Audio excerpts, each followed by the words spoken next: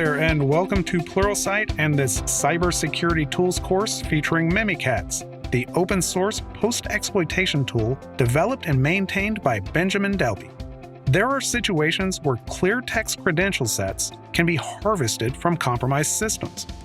Along with other capabilities, Mimikatz can be used to extract password hashes and clear text credentials from memory. It can also be used to manipulate domain account passwords and to display protected credentials stored in certain files. These credentials can then be used to attack other systems on the network. If you are seeking to learn how Mimikatz can be used to obtain clear text credential sets during security engagements, or if you just want to learn how attackers are able to perform these activities, come join me and learn how to harvest credentials using Mimikatz here at Pluralsight.